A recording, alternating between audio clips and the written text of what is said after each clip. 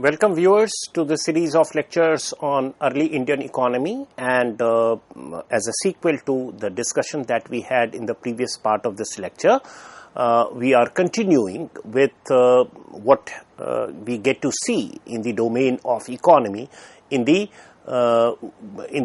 Gupta period. And Gupta period, as you know, runs from say 320 CE to around the middle of 6th century CE, and it is this period and the period immediately succeeding this, that is, you can say around 7th century, 8th century CE, that we are reckoning with as our discussion point in terms of timeline.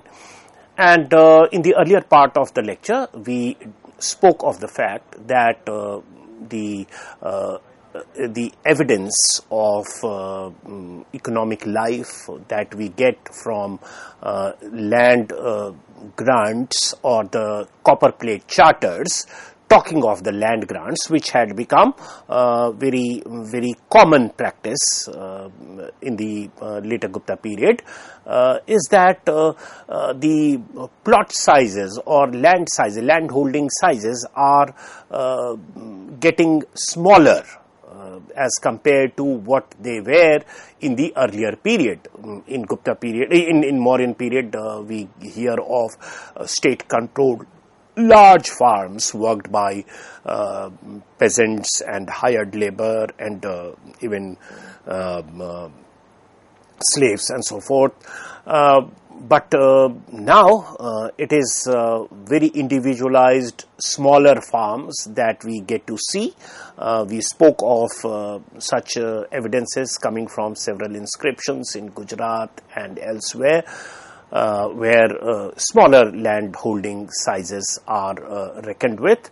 Now, also the fact that land grants as a practice itself is leading to fragmentation of land, and perhaps the fragmented land, fragmented fields, agricultural fields, is something that is even being recognized at the legal level. It is becoming normal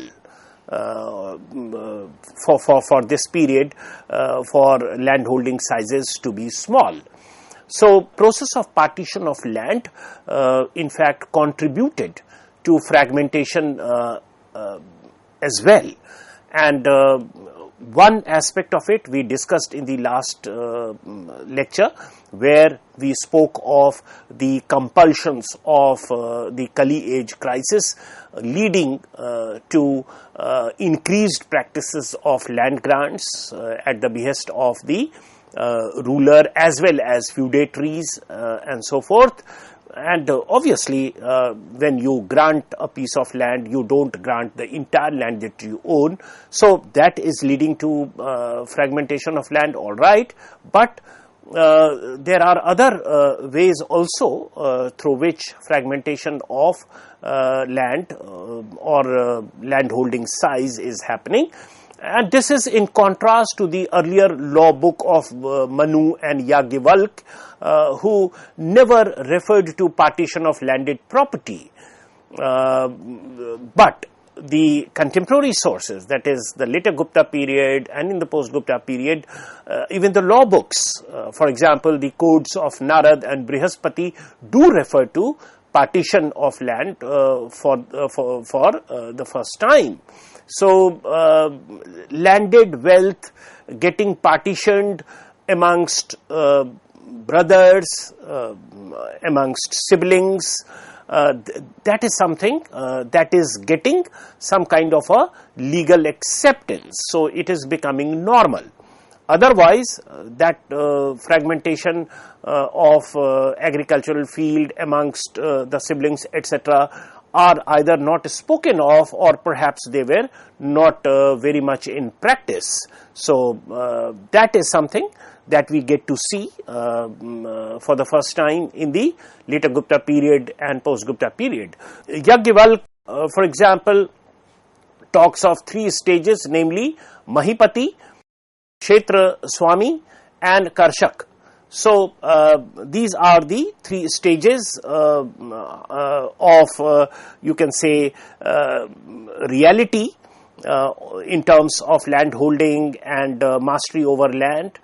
And these Kshetra Swamis in turn leased out land to temporary cultivators. Hence, the class of landed intermediaries wielding lot of fiscal, economic and administrative rights also emerged during the period. So, what is happening is that it is not only the Mahipati or the king granting land, but even Kshetra Swami, the individual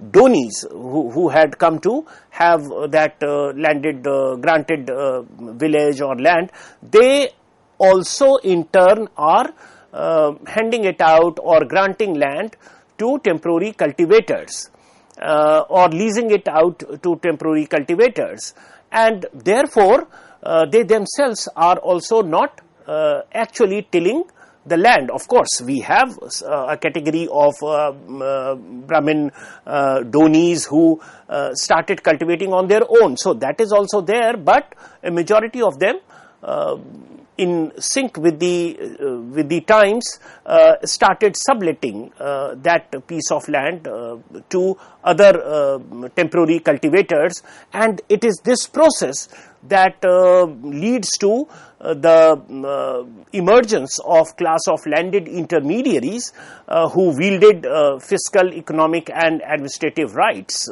So they were made immune from these interferences as well.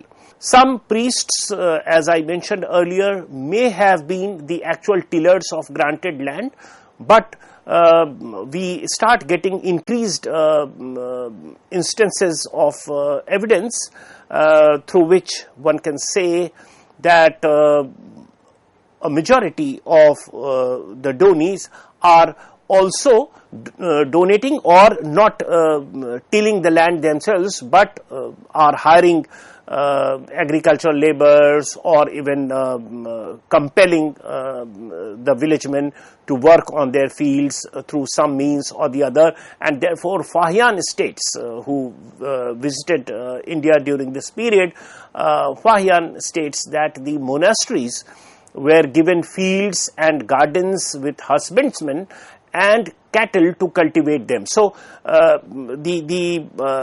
the beneficiaries, the religious beneficiaries themselves are not tilling the land, rather they are given some additional manpower to ensure that there is some cultivation happening on the granted land. Inscriptions also indicate of replacement of old peasants by the new ones, by the donis. So those who have received a land grant would do away with the old peasants who were living in that village and would supplant new set of people and get the land cultivated by them. So this is the scenario that we get to see in the Gupta period, and all these things are making sense with reference to what we can understand as beginning of feudalism. So it's not feudalism proper, but all those attributes by which we tend to understand the classic model of feudalism, the situation is inching towards it. These are the tendencies that pushed the economy and polity to a kind of reality which can be apprehended at least at the level of model through feudalism. Now, for example, secular donis number having to, they had to pay 1/6 of their produce as revenue. Their number was increasingly falling. So those donis, and please understand that the practice of land grant by itself will not produce feudalism. It is the level of sub-infeudation, or it is the degree of or layers of intermediaries that gets produced. It is this process that is more critical to feudalization. So, those secular donis who continued paying 1/6 of their produce as revenue to the state, despite having received land grants, well, they are not the spots from where the impulses of change towards feudalism is happening. Rather, it is this practice where even the donis are not tilling the land themselves and not paying any slice of their produce as revenue to the state. It is at those locales where feudal tendencies are gaining shape. So, one has to understand this, that this tendency started developing in the later Gupta period and post-Gupta period, and it is this in association with the shrinkage of say liquidity in economy or shrinkage of gold coins, silver coins that perhaps were coming via the Roman trade, the overseas Roman trade that characterized Gupta period, in fact post-Maurya period and Gupta period as well. But by around this time, during the Gupta period, the Roman Empire had fragmented in Europe, and that lucrative trade, which probably was to the advantage of India, gets ruptured. And that intensity of overseas trade that characterized the post-Maurya period or early Gupta period, that is lost, that is no more there.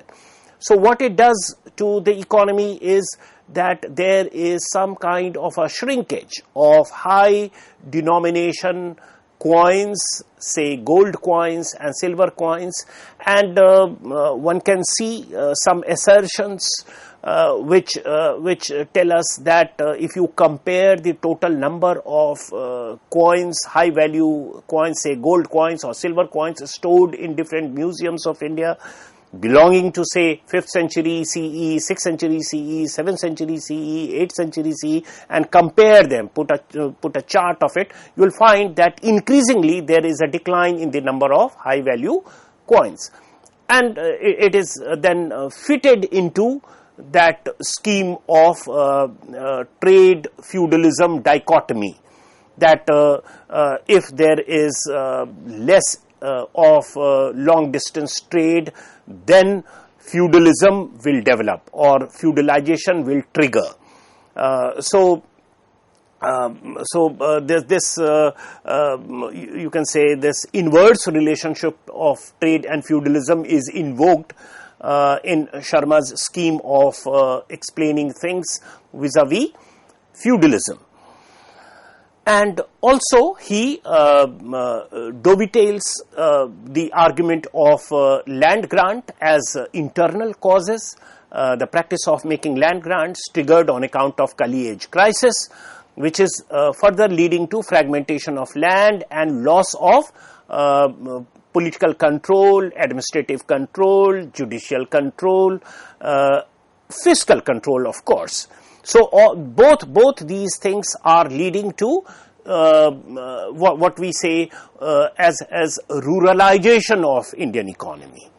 So what characterized the early period of Gupta economy in terms of its cosmopolitan character, urban centers, gold coins, increased instances of transaction, or the volume of transaction is high, whereas towards the later part of the Gupta period and post-Gupta period, these things are experiencing a decline. And there is some kind of a de-urbanization that is happening. Urban centers are finding it hard to sustain more and more people as urban dwellers, because the economy is shrinking on account of dwindling long distance trade, on account of the fall of the Roman Empire, and hence there is a rupture in the supply of gold and silver coins.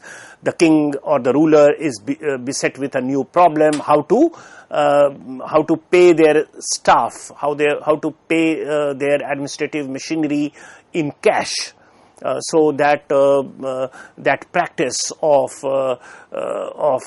salary payment in cash is perhaps no more easy now, and therefore the ruling class is compelled to give revenue rights, or they grant villages to certain officials alongside the religious heads, which of course was the practice even earlier, but now they are starting to give it to the secular agencies as well, or the state officials as well, and they are the ones who are now in charge of things in those donated villages.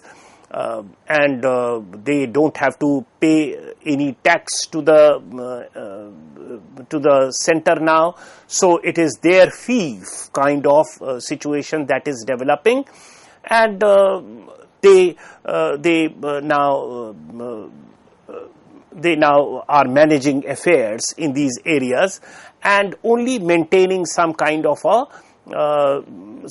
a pretense of being under a particular monarch. The real control, the real fiscal control or administrative control of the monarch over these areas is no more there.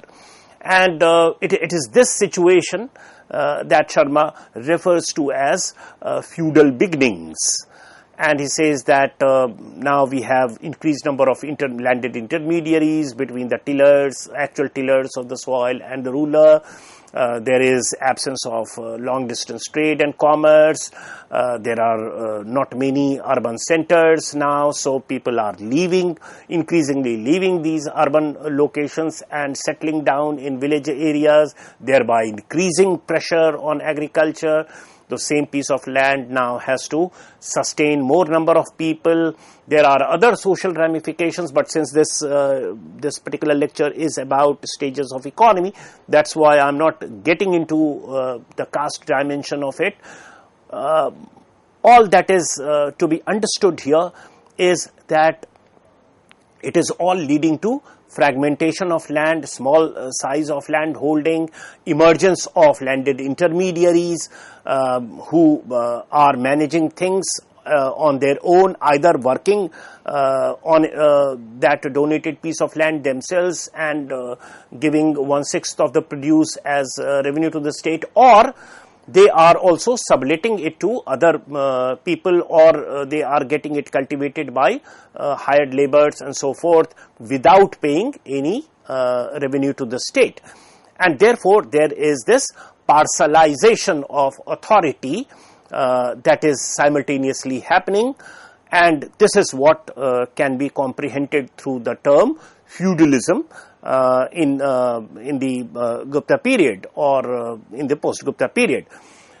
Now, having discussed Sharma's scheme of things, what is important is that over the last 30-40 years, there have been assertions, sophisticated assertions about the economic changes in the Gupta period and post-Gupta period, where it is argued that probably the model of feudalism is not the ideal model to frame whatever changes that are happening in this period.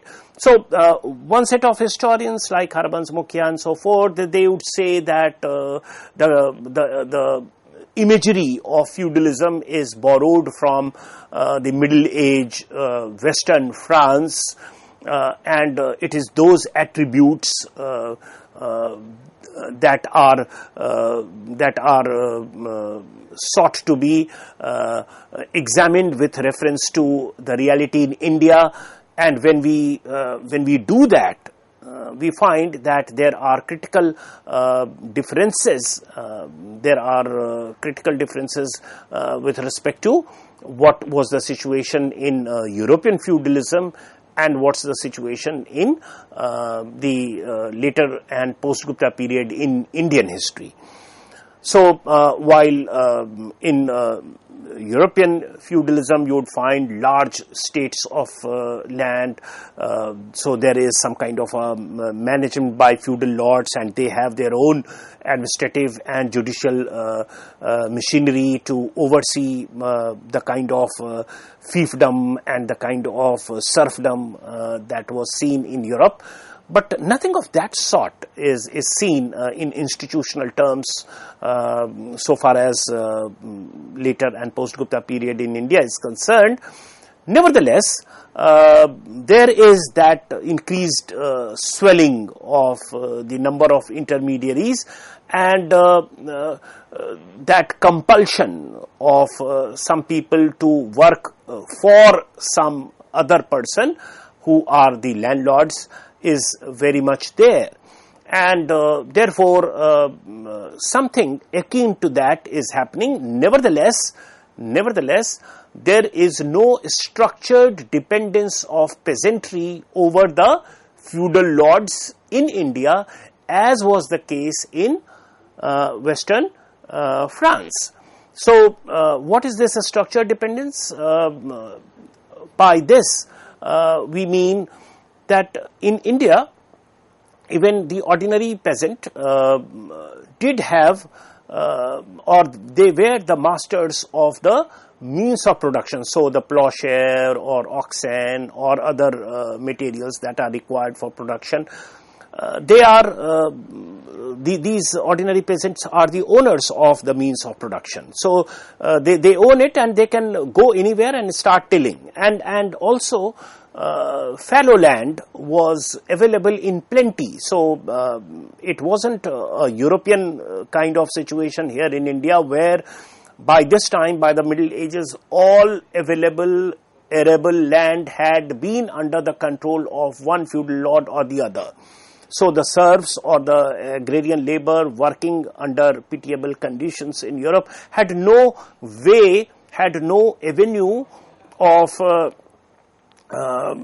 moving out of this system. So, even if they leave one particular feudal lord on account of increased exactions and so forth, feudal oppression, they had nowhere to go. So, they, in case they did that, they obviously will fall into the lap of some other feudal lord. But in India, a lot of fallow land was available. They are also masters of their means of production. So, obviously, it's not easy to leave your dwelling place and start afresh in a distant area. Nevertheless, if the feudal oppression became that bad, this option was very much available to the Indian peasants, and therefore an institution like serfdom perhaps did not emerge, did not develop in India the way it is the way serfdom almost characterizes Middle Age feudalism in Europe. So, that's one counter to this feudal argument. The other viewpoint is a different way of looking at all these changes. So, the sheer fact that land grants are becoming numerous in the later and post-Gupta period. Also true is the fact that two stretches of land of the subcontinent are getting populated for the first time by farming community. So, these Donis are initiating agriculture in these areas, and they are ensuring that these regions, these new areas where land is granted, also develop the economic wherewithal to generate surplus. And once that surplus generation is there, well, they could throw their own ruling lineages from these regions, and this is how agrarian state societies or agrarian polities are coming up in a big way in the post-Gupta period. So, the smaller polities that otherwise is understood with reference to fragmentation of an pre-existing centralized empire kind of situation leading to fragmentation and hence feudalism, that argument, that perspective of looking at things is perhaps not regarded as desirable by a set of historians, and they say that we should look at this in a rather positive way, that post-Gupta period is the time when several patches of the Indian subcontinent develop the agrarian capacity to generate surplus on account of intensification of agriculture, and therefore they could also develop their own polities. So, state society, and it is not coming up as a consequence of fragmentation of an earlier centralized polity. Rather, it is a positive development that should be seen in its own context and not from a larger frame of a pre-existing empire fragmenting into smaller polities as such. So, this is the difference in perspective that several historians use in order to make sense of what economic changes were happening in the Gupta period, in the later Gupta period particularly, and post-Gupta period in terms of economy. Thank you.